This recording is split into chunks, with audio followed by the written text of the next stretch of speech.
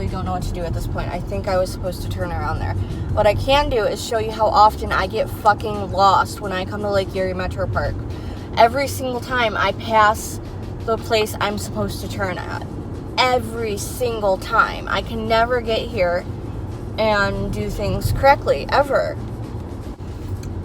This video started out in like a normal way, right? Like I went to Lake Erie and I tried to film by the water so it was pretty and it looked decent, and it wasn't the same angle that I did in my first video because the angle didn't work out that well. Like obviously I had to flip everything and I look sideways up, like clearly I look sideways, but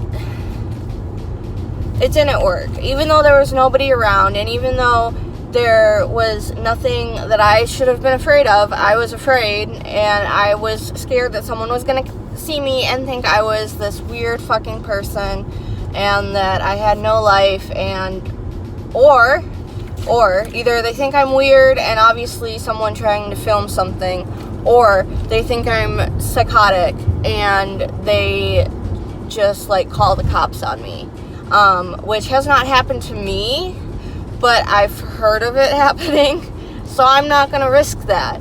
I did get some B-roll of me driving in here that I'm gonna use, but otherwise I've basically had to start over. There was like one guy out maybe and he was bird watching, and you know, God forbid he judges me, right? Anyway, I was trying to find things to talk about that weren't so depressing and weren't so boring also. And the only thing I found that was interesting was only like 3 sentences long. And you can't make a video that's like 3 sentences long. And it's basically just Nicolas Cage was trying to look for the Holy Grail. Nicolas Cage thought the Holy Grail was in Glastonbury. It's not. Don't know if you don't know that. He says, what is the Grail but Earth? So the Holy Grail is Earth, according to Nicolas Cage. It's not a cup. And he felt like it was worth an article to tell people that. NASA released some images from Mars, and people think they see some alien monuments and stuff in them, which I've seen photos like that in the past, and I absolutely 100% believe them. But this is the first time that I have seen these photos, and they haven't been on, like, okay, what is this asshole doing? And it's the first time I've seen these photos, and they haven't been on, you know, like, an Instagram account that's strictly dedicated to, like, aliens and shit. Like, this was on, like, the National Business Inquiry or something. I don't know. It was a business magazine. So I thought and it was on like the front page of my Apple News feed. So I thought it was very interesting that like it kind of almost got mainstream. I don't know if it's completely mainstream. I don't know if like it was a fluke because I follow shit about aliens. But I found it very interesting that people are seeing this on like their home pages. And those were like the 2 only like news things that I really found that like I think I could talk about.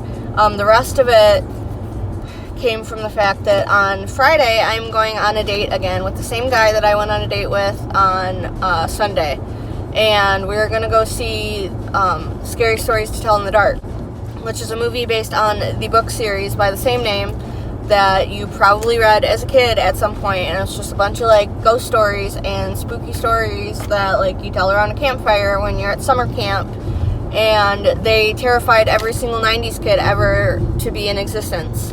If you want to tell me that you weren't scared of those books or any of those stories, you're full of shit. There's 2 stories in the book series that stand out to me as probably some of the best ones, and definitely the ones that scared me the most. The first one, I think it scared me the most because when I first read it, I was really young. I was like 7 or 8 maybe. So it was like one of the first like scary things I really read, and honestly it's what got me into horror. And that story is the story about the girl who wore a green ribbon around her neck. every day, rain or shine, sleep, not sleeping, not sleeping. You know, she always wore this green ribbon around her neck. And she was in high school, and she finally, like, got a boyfriend, and he's like, well, why don't you take the ribbon off? And she's like, I can't. He's like, why do you wear the ribbon? And he's like, I'll show you one day. Finally, one day they get married, and he's like, okay, it's our wedding day. Like, I want to know why you wear this ribbon. So she takes it off, and her head falls off. And that's the story. She wore the ribbon because she was a decapitated zombie girl. And it terrified me as a 7-year-old.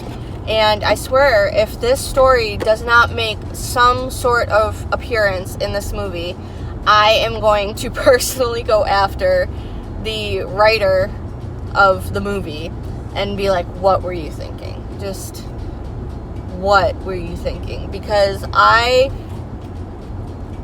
remember that story so vividly, and I remember the illustrations, and it's like if you ask me to, like, talk about, like, if you ask me, you know, Caitlin, what's the biggest takeaway you had from those book series? It's not, you know, what the messages were. It's not what the messages were. It's not the stories themselves. It's just that, it's the visual of a girl taking off a ribbon and no longer having a head. I can't think of anything else that better describes the book series.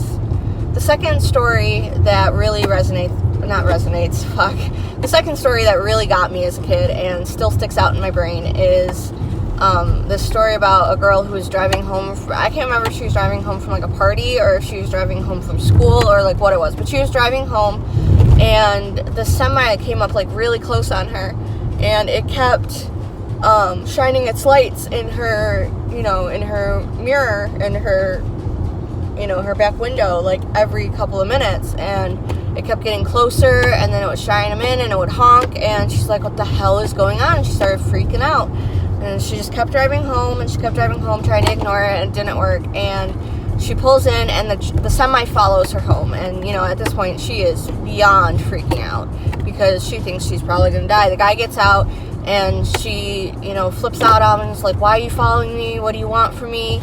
Turns out, in her back seat was a killer that escaped from jail, I think, or something. And every time he would shine the lights or honk, it was because he was starting to get up to stab her in the back. And it's the reason why, to this day, I will not get into a car without checking out the back seat first. Like, that shit's scary, and it's something that could easily happen in this society. And even if it wasn't in this society, you know, like 30 years ago, this could happen too. Like, it's terrifying to think about, like, someone just sitting in your back seat waiting to kill you.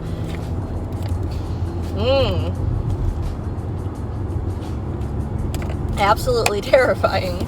Nothing more terrifying to me than that. So if those two don't make it into the movie, I will be deeply disappointed.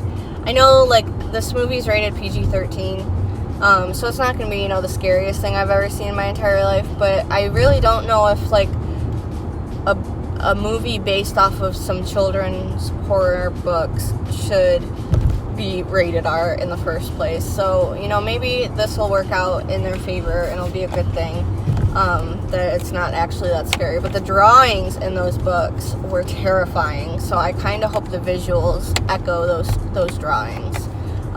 That would just seem like a good idea. But who knows? Not me. I don't know a damn thing. Did this just slowly fall?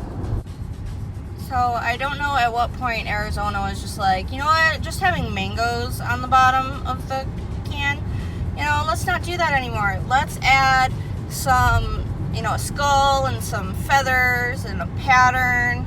So I'm pretty sure this was not on this can prior.